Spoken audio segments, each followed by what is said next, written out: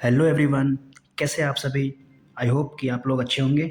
और पेपर बहुत नज़दीक है तो हम लोग शुरू करते हैं यूनिट 2 आर्टिफिशियल इंटेलिजेंस का। तो इसमें जो पहला टॉपिक है वो है problem solving in AI. AI में प्रॉब्लम सॉल्विंग होता क्या है?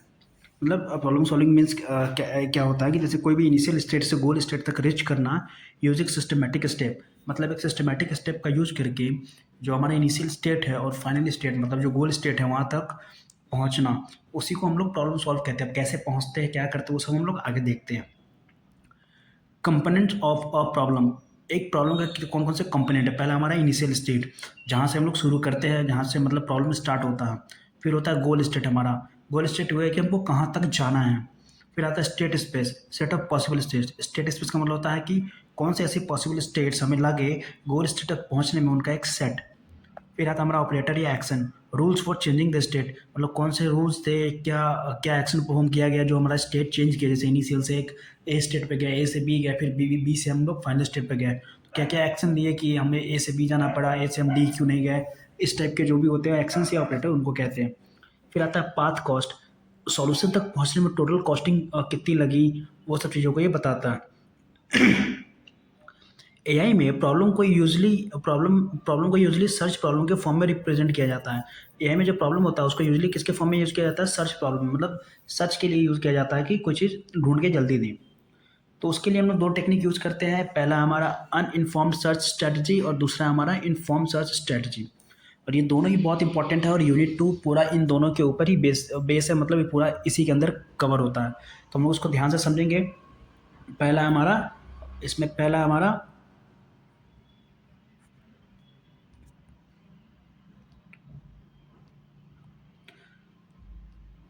तो पहला हमारा अनइन्फॉर्म सर्च, इसको हम लोग ब्लाइंड सर्च भी बोलते हैं। ये ध्यान में रखिएगा, ब्लाइंड सर्च, अंधा सर्च करता है ये,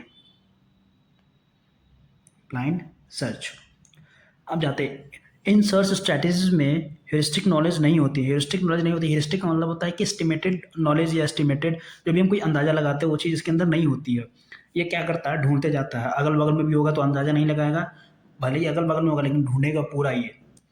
मीन्स गोल के बारे में कोई एक्स्ट्रा इन्फॉर्मेशन नहीं होती इसके पास। भी जो भी गोल होता है कि कहाँ तक पहुँचना है, इसके बारे में कोई भी इसके इन्फॉर्मेशन नहीं होती है।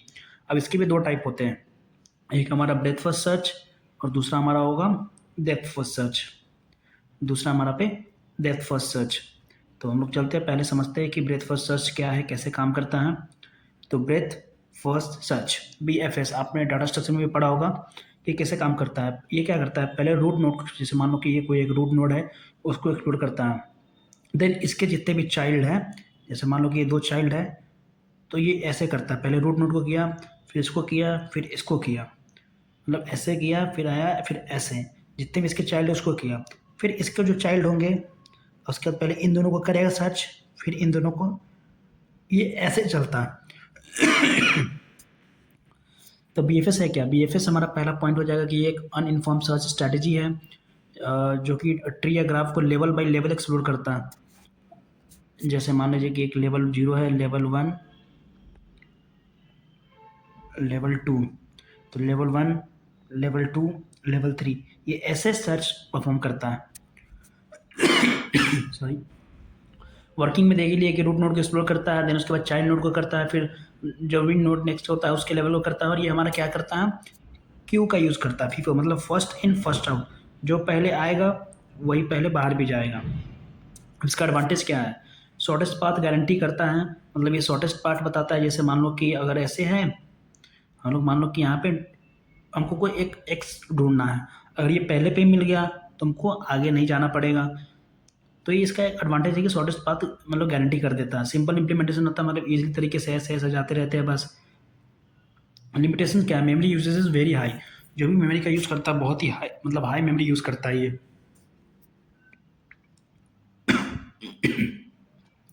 फिर हमारा depth first search, DFS। DFS में क्या होता है? ये भी एक टाइप का हमारा अनइन्फॉर्म सर्च टेक्निक है, जो एक ब्रांच को मैक्सिमम डेप्थ तक एक्सप्लोर करता है। जैसे कोई भी एक ब्रांच है तो उसको उसकी जितनी मैक्सिमम डेप्थ है, मतलब कितनी गहराई है, वहाँ तक जाकर उसको चेक करता है, सर्च करता है।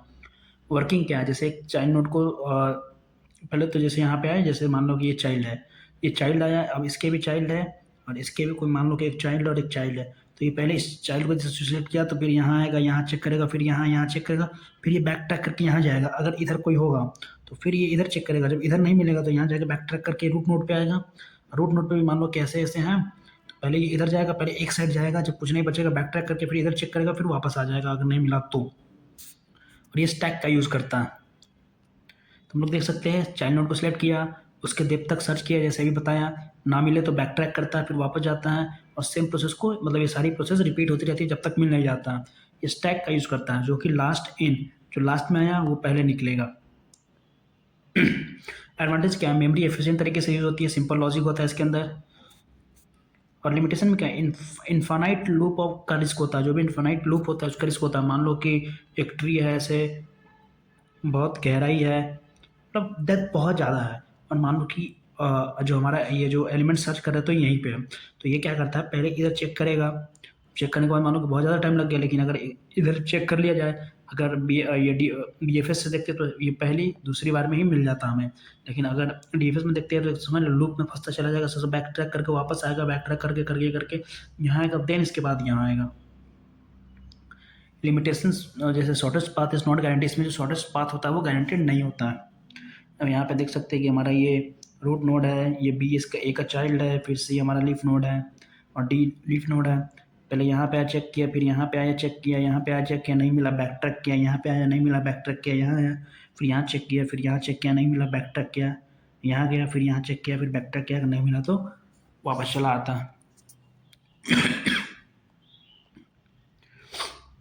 और इसके में हमारा तीसरा है इटरेटिव डीपिंग सर्च। ये सिलेबस में हमारे नहीं है तो इसको नहीं पढ़ना है, हम लोग चलते आगे। इसकी वर्किंग क्या है, सॉरी इसकी वर्किंग पढ़नी नहीं है क्योंकि हमारे सिलेबस में तो है नहीं। अब हम लोग आते हैं जो कि बहुत इंपॉर्टेंट है, एक तो अनइन्फॉर्म सर्च और ये इन्फॉर्म सर्च के बीच में कंपैरिजन करने का पूछ देता है कि मतलब कैसे हमारा इन्फॉर्म सर्च ज़्यादा एफिशिएंट है in comparison to blind search. तो ब्लाइंड सर्च हमारा अनइन्फॉर्म हो गया। ये भी पूछ सकता है कि ह्यूरिस्टिक सर्च, अगर इन्फॉर्म सर्च को हम लोग ह्यूरिस्टिक सर्च स्ट्रैटेजी भी बोल सकते हैं, ह्यूरिस्टिक सर्च स्ट्रैटेजी भी बोलते हैं क्योंकि हम लोग इसके अंदर ह्यूरिस्टिक फंक्शन का यूज़ करते हैं। इन्फॉर्म सर्च भी एक तरीके का क्या हमारा सर्च टेक्निक होता है जिसके अंदर लोग किसका यूज़ करते हैं, ह्यूरिस्टिक फंक्शन का हम लोग यूज़ करते हैं। ह्यूरिस्टिक का मतलब होता है अंदाज़ा लगाना, गेस करना या एस्टिमेट करना, एस्टिमेशन के बेस पे ये काम करता है। अब ह्यूरिस्टिक फंक्शन का जो सिंबल होता है वो हमारा होता है HN, ये हमारा है HN। ह्यूरिस्टिक एक एस्टिमेटेड कॉस्ट बताता है, मतलब एक अंदाज़ा लगाता है, ये एस्टिमेटेड कॉस्ट बताता है कि गोल तक रीच करने में इतना कॉस्ट आएगा। कॉस्ट मीन्स जो डिस्टेंस लगती है वो। अब यहाँ पे कॉस्ट का मतलब ये पैसे लगते हैं चाहे जो भी, जैसे मान लो कि एक हमारे पास नोड ये है और नोड ये हमारे पास बी है, तो नोड ए से बी के जाने में मान लो कि 7 कॉस्ट आए, तो ये कॉस्ट इसकी होगी 7। ह्यूरिस्टिक एक एस्टिमेटेड कॉस्ट लगाता है जो करंट नोड से गोल नोड तक जाने में लगता है। एग्जाम्पल में जैसे straight line distance in map problem, जैसे मैप में एक जगह से दूसरी जगह जाते हैं तो कितना डिस्टेंस लगा, उसी को कॉस्ट बोलते हैं।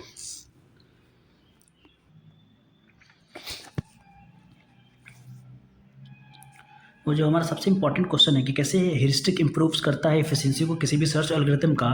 ह्यूरिस्टिक फंक्शन जो ह्यूरिस्टिक वैल्यू यूज होता है वो कैसे सर्च एल्गोरिथम की एफिशिएंसी को इंप्रूव करता है। तो इसमें कुछ बातें हमको ध्यान में रखनी है। पहला हमारा ब्लाइंड सर्च वैसे ह्यूरिस्टिक सर्च हमको दिखाना है। तो ब्लाइंड सर्च में हमारा यहाँ पे आ जाता है अनइन्फॉर्म सर्च, जिसमें BFS DFS हम यूज़ करते हैं।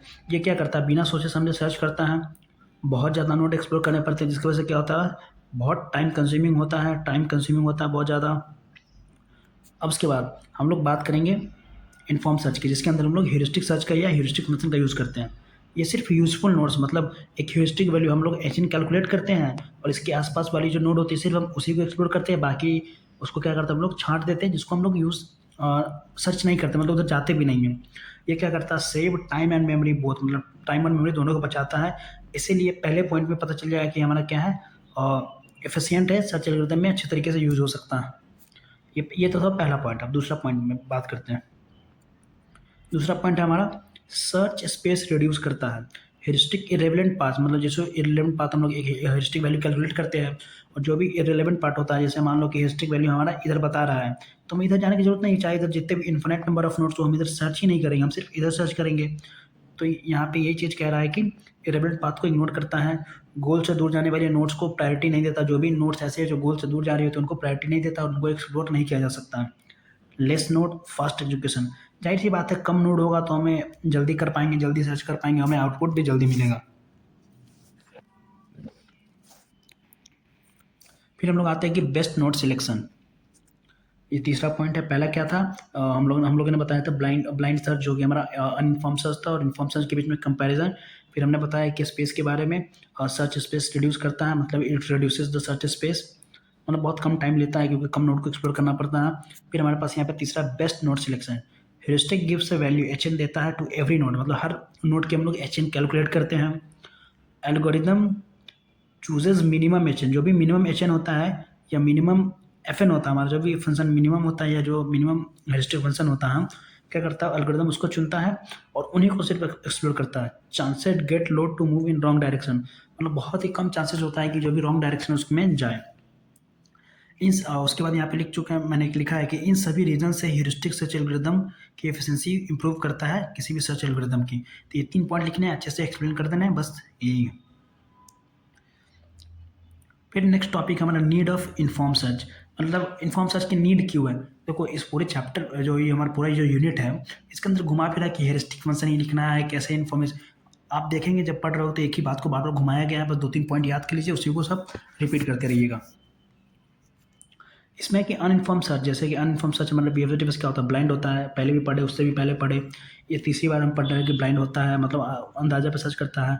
इसमें क्या होता है, बहुत ज़्यादा नोट्स को एक्सप्लोर करती है जिससे बहुत ज़्यादा टाइम लगता है और स्पेस भी लगता है। इन्फॉर्म सर्च में क्या होता है, सर्च फास्ट करता है और अननेसेसरी पाथ को क्या करता है, अवॉइड करता है। एक तरीके से हम लोग दोनों को एक्सप्लेन कर दिए यहाँ पे।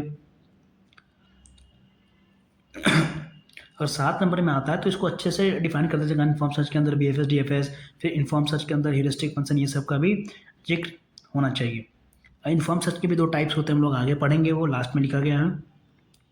जो एक इंपॉर्टेंट क्वेश्चन जो PYQs में आया था आगे, हालांकि सिलेबस में तो नहीं है लेकिन PYQs पूछ लिया गया था, तो हमने सोचा कि करा दे। और ये जाहिर सी बात है नॉर्मल क्वेश्चन भी है कि पूछ सकता है कि जो लोकल सर्च होते हैं वो आखिरकार होते क्या। सॉरी, लोकल सर्च क्या होता है, लोकल सर्च भी हमारा क्या है, एक तरीके का सर्च टेक्निक है। पहला पॉइंट है इसकी सर्च टेक्निक है, जिसमें क्या होता है, इसमें सिर्फ करंट जो हमारा करंट स्टेट होता है उसको कंसिडर करते हैं हम लोग। उसके बाद जो भी नेवर स्टेट होता है उसको इवेल्युएट करते हैं, evaluate the never state, do not store the all path and search tree, मतलब क्या करता है, और जितने भी पाथ होते हैं सर्च ट्री के जो भी इंफॉर्मेशन होता है उसको स्टोर नहीं करता है। Focus is on the best solution not in the path, और इसका जो फोकस होता है कि बेस्ट सॉल्यूशन मिले, पाथ का नहीं, कोई भी पाथ फॉलो करे बहुत ज़्यादा कॉस्ट लग जाए लेकिन बेस्ट सॉल्यूशन मिले, इसको ये मंजूर है। गोल ऑफ लोकल सर्च, मतलब लोकल सर्च का गोल क्या होता है, to solve the optimization problem, क्या करता है जो भी ऑप्टिमाइजेशन प्रॉब्लम है उसको सॉल्व करता है, मीन्स बेस्ट सॉल्यूशन फाइंड करना। ये क्या करता है, जो भी बेस्ट सॉल्यूशन होता है उसको फाइंड आउट करता है, भले ही कितना ज़्यादा भी कॉस्ट लग जाए उससे कोई मतलब नहीं है। मैक्सिमम प्रॉफिट निकालना, मिनिमम कॉस्ट निकालना, मिनिमम टाइम निकालना, मैक्सिमम एफिशिएंसी निकालना, हम लोग लोकल सर्च के जरिए करते हैं। अब इसमें कहा है कि एक क्वेश्चन भी आया था कि एक ऑप्टिमाइजेशन प्रॉब्लम लेके इसको सॉल्व कीजिए। तो एक ऑप्टिमाइजेशन प्रॉब्लम हम लोग ने देखा था कि वर्किंग ऑफ, अब यहाँ पे working of local search with example question आया था कि जो हमारा ये लोकल सर्च है उसका वर्किंग एक ऑप्टिमाइजेशन प्रॉब्लम से समझाइए। तो हमारा एनकिन जो प्रॉब्लम होता है 4x4 ले ले या 8x8 ले ले, तो हम लोग यहाँ पे 4x4 करेंगे। तो जो हमारा एनकिन प्रॉब्लम है ये एक तरीके का ऑप्टिमाइजेशन प्रॉब्लम भी है। तो एनक्वीन की जो प्रॉब्लम स्टेटमेंट है पहले वो समझते हैं। चेस बोर्ड पर एन क्वींस ऐसे प्लेस करने कि कोई भी क्वीन एक दूसरे को अटैक ना करे। क्वीन अटैक कब करते हैं, जैसे मान लो कि ये Q1 है तो हम लोग Q2 जो सेकंड क्वीन है इसको यहाँ नहीं रख सकते हैं, फिर इसके जो सेकंड क्वीन है या कोई और क्वीन है इसको यहाँ नहीं रख सकते, मतलब ऐसे ऐसे और यहाँ सीधा इस डायरेक्शन में नहीं रख सकते, और यहाँ पे हम लोग रख सकते हैं क्योंकि ये क्रॉस नहीं कर रही है, मतलब इसको अटैक नहीं कर रही है, अटैक पोजिशन में नहीं है। ये हमारी है प्रॉब्लम स्टेटमेंट, हमने बता दिया। अब इसका जो गोल होता है कि कन्फ्लिक्ट जीरो, मतलब कोई भी कन्फ्लिक्ट नहीं होनी चाहिए, मतलब क्वीन को ऐसे प्लेस करना किसी चेस बोर्ड पे कि कोई भी आपस में कन्फ्लिक्ट ना करे। तो चलिए हम लोग इसका सोल्यूशन ढूंढते हैं। पहले स्टेप में क्या होता है, हमारा इनिशियल स्टेट है, हम वर्किंग भी बता रहे हैं लोकल सर्च का और एग्जाम्पल के साथ। तो हम लोग क्या होता है, रैंडमली क्वींस को प्लेस कर दो। मान लो कन्फ्लिक्ट 10 है, मतलब 10 क्वीन है एक तरीके से, तो कन्फ्लिक्ट 10 है, तो हम लोग 4x4 का लेते हैं। जैसे मान लो कि 4x4 है, जैसे जब 4x4 होता है तो एक तो जैसे मान लो कि एक क्वीन हमारा यहाँ पे हम एक क्वीन को हम लोग यहाँ पे प्लेस कर दिए, ठीक। तो अब मेरा मकसद होगा एक क्वीन यहाँ पे प्लेस हो गया। अब देखो यहाँ पे सेकंड क्या करें, नेबर जनरेशन, एक क्वीन को उठाकर दूसरी पोजीशन पर प्लेस करो। एन क्वीन की प्रॉब्लम को अच्छे से समझाते हैं। जैसे कि एक क्वीन हमारा यहाँ पे है, तो दूसरा दूसरा क्वीन हमने मान लो कि यहाँ पे नहीं रख सकते, यहाँ पे नहीं रख सकते, तो हम लोग कहाँ रख सकते हैं, यहाँ पे नहीं रख सकते, यहाँ पे नहीं रख सकते, क्योंकि अटैकिंग मोड में आ रहा है, तो हम लोग यहाँ पे रख सकते हैं। हमारे पास आता है तीसरा क्वीन, तो तीसरा क्वीन हम लोग यहाँ भी नहीं रख सकते क्योंकि इसकी अटैकिंग में है ये, और यहाँ भी नहीं रख सकते क्योंकि ऐसे अटैक करेगा, यहाँ भी नहीं रख सकते क्योंकि ये ऐसे अटैक करेगा, और हम लोग यहाँ भी नहीं रख सकते क्योंकि ऐसे अटैक करेगा। तो हम लोगों ने देखा कि पहले पोजीशन और दूसरे पोजीशन पे तो हम लोग क्वीन को प्लेस कर पा रहे हैं, लेकिन थर्ड पे नहीं कर पा रहे। तो हम लोग क्या करेंगे, अब क्वीन यहाँ पे थी, तो अब हम लोग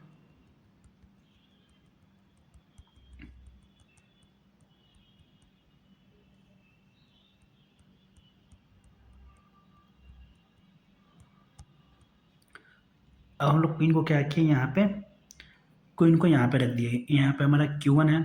अब देखो फिर यहाँ पे हम सेकेंड क्वीन को नहीं रख सकते, यहाँ पे भी नहीं रख सकते और यहाँ पे भी नहीं रख सकते, लेकिन हम लोग क्या कर सकते हैं, यहाँ पे रख सकते हैं। अब हम लोग आ रहे हैं थर्ड क्वीन को प्लेस करने, तो थर्ड क्वीन क्या यहाँ रख सकते हैं, तो हम लोग थर्ड क्वीन क्या कर सकते हैं, यहाँ पे रख सकते हैं, यहाँ पे नहीं रख सकते, यहाँ पे ऐसे अटैकिंग में आ जाएगा, यहाँ पे नहीं रख सकते। तो तीन क्वीन हमारे तो प्लेस हो चुकी है, हमको करना है चौथा क्वीन प्लेस। तो हम लोग क्या करेंगे, यहाँ भी क्वीन नहीं रख सकते, यहाँ पे भी नहीं रख सकते अटैकिंग मोड, और हम लोग क्या कर सकते हैं, यहाँ पे हम लोग क्वीन को प्लेस कर सकते हैं, और यहाँ भी नहीं रख सकते हैं। तो आपने देखा कि कैसे एफिशिएंट तरीके से हमने क्वीन 1, क्वीन 2, क्वीन 3, क्वीन 4 सबको एक अच्छे तरीके से प्लेस कर दिया है। तो ये था ऑप्टिमाइजेशन प्रॉब्लम, ऐसे सॉल्व होता है हमारा। तो अब स्टेप देख लेते हैं। इनिशियल स्टेप में क्या होता है, रैंडमली क्वींस को प्लेस कर दो। फिर सेकंड स्टेप में क्या, नेबर जनरेशन, एक क्वीन को उठाकर दूसरी पोजीशन में प्लेस करो। हर मूव एक नेबर स्टेट है, मतलब जितने भी इसमें मूव होते हैं सब एक क्या आते हैं, नेबर स्टेट है हमारे। फिर आता है थर्ड, इवेल्युएशन फंक्शन, हर नेबर का कन्फ्लिक्ट काउंट निकालो, मतलब जितने भी नेबर्स होते हैं उसका कन्फ्लिक्ट काउंट निकालो। और इवेल्युएशन फंक्शन इसमें होता है FN equal to number of conflicts. Step 4 में क्या है, बेस्ट नेबर सिलेक्शन, जो नेबर कम कन्फ्लिक्ट देता है उसको करेक्ट स्टेट बना लो। फिर स्टेप 5 रिपीट करते रहो जब तक नेबर को चेक करते रहो, जब तक कन्फ्लिक्ट जीरो नहीं होता तब तक रुकना नहीं है, काम करते रहो।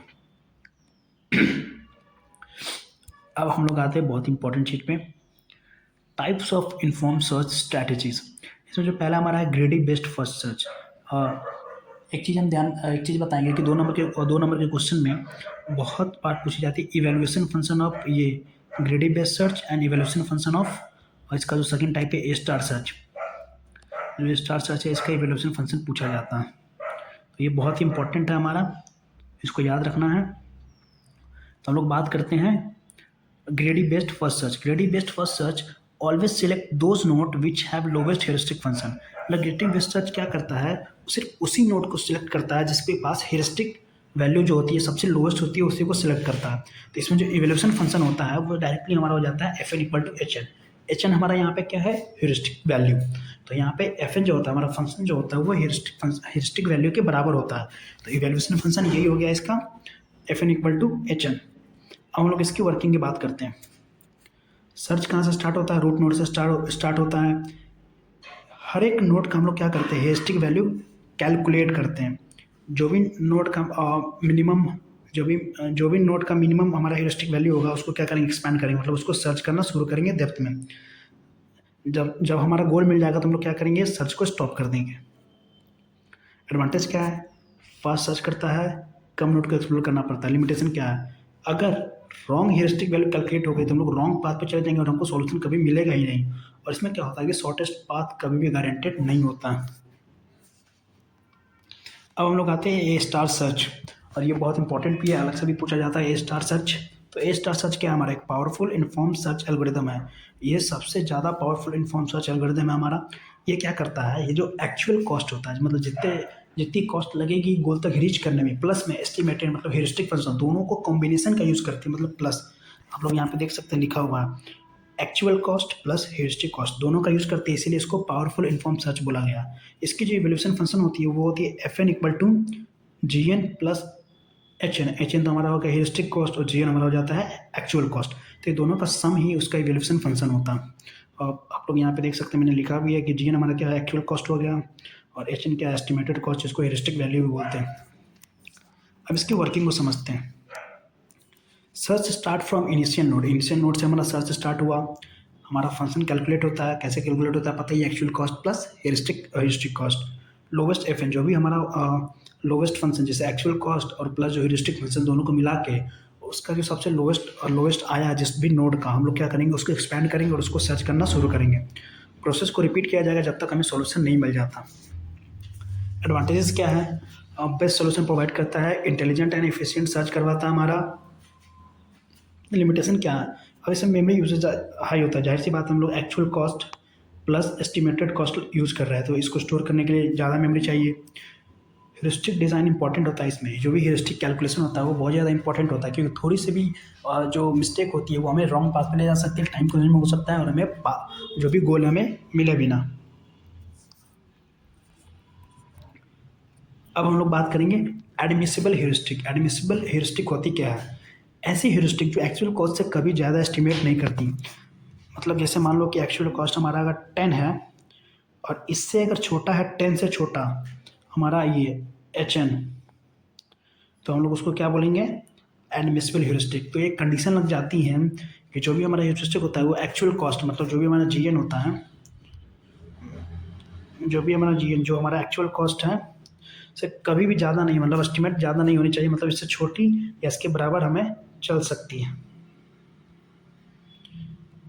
और इसको क्या करते हैं ए स्टार ऑप्टिमल, मतलब इसमें क्या होता है जो भी हमारा ए स्टार सर्च है वो इसमें ऑप्टिमल रहता है।